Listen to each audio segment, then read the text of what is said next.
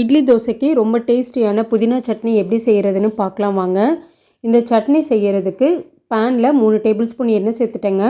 அரை டீஸ்பூன் அளவுக்கு வடக்கடலை பருப்பு, அரை டீஸ்பூன் அளவுக்கு உளுத்தம் பருப்பு, காரத்துக்கு தேவையான அளவு வரமிளகா சேர்த்துக்கோங்க. வரமிளகா இந்த அளவுக்கு நல்லா வறுத்ததுக்கப்புறம் இது கூட 3 பெரிய வெங்காயம், 5 பல் பூண்டு சேர்த்துக்கலாங்க. வெங்காயத்து கூடவே நல்ல ஃப்ரெஷ்ஷான கறிவேப்பிலை, வெங்காயம் வதங்கிறதுக்கு கொஞ்சமாக உப்பு சேர்த்துக்கலாங்க. இந்தளவுக்கு வெங்காயம் வதங்கினதுக்கப்புறம் கொஞ்சமாக புளி சேர்த்துக்கலாம். 3 தக்காளி, நல்லா பழமான தக்காளியே சேர்த்துக்கோங்க. தக்காளி இந்த அளவுக்கு வதங்கினதுக்கப்புறம் 3 டேபிள் ஸ்பூன் அளவுக்கு தேங்காய் துருவல் சேர்த்துக்கலாம். தேங்காய் துருவல் சேர்த்துட்டு 2 கைப்பிடி அளவுக்கு புதினா தலை சேர்த்துக்கிறேங்க. 2 நிமிஷம் நல்லா வதங்கினதுக்கப்புறம் நல்லா ஆற வச்சுட்டு மிக்ஸி ஜாரில் சேர்த்துக்கலாங்க. சட்னிக்கு தேவையான அளவு உப்பு சேர்த்துட்டு ஜாரில் கொஞ்சமாக தண்ணி சேர்த்து அலசி சேர்த்துக்கலாங்க.